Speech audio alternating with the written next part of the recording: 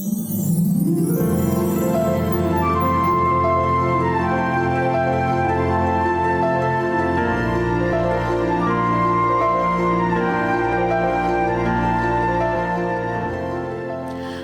I'm the Two-Tip Lady and I love giving simple tips to make life more simple. But I've got a question for you. Have you ever felt the sharp sting of criticism? Well, I surely have, and I bet you have too. My mother-in-law was a musician and a singer, and I'm a pianist, and she would tell me that the only way to avoid criticism was to never take the stage. That's true indeed. She would often remind me that musicians are prime targets for criticism.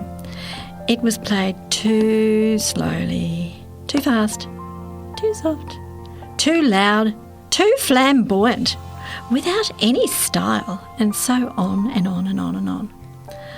Sometimes the criticism would come immediately after a performance when I'd be on a high and still in the musical atmosphere I'd just been creating.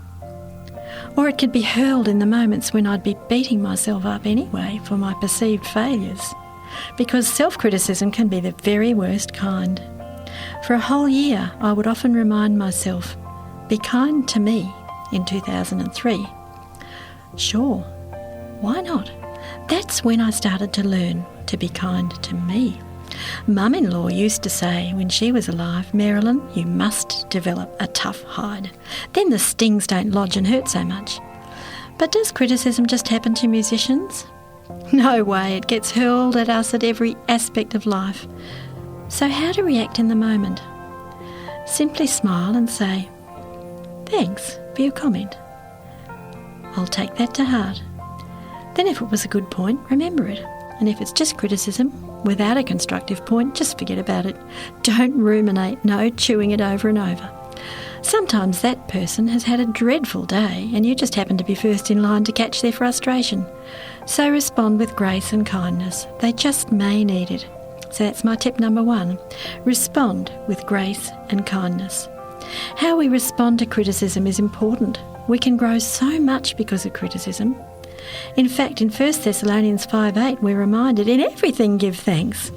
So even if the criticism is totally unfounded, or comes as it sometimes even does from perhaps a jealous heart, we can be thankful for the opportunity to grow in grace and kindness. I've been tempted to defend myself, and I sometimes have, and the only person who really was hurt and looked stupid was me. Some people, though, are hyper-focused to look for flaws, and they're bound to find them. There might be truth in what they say, so be humble and look for the gold in their criticism. So tip number 2 is simple. Be humble and look for the gold. And in doing that, we are going to grow. Tip number 1, respond with grace and kindness. Tip number 2, be humble and look for the gold. So instead of reacting to criticism, we're going to develop dignity, grace and humility, and life will pan out to be a lot more simple. So that's it from the Two-Tip Lady today.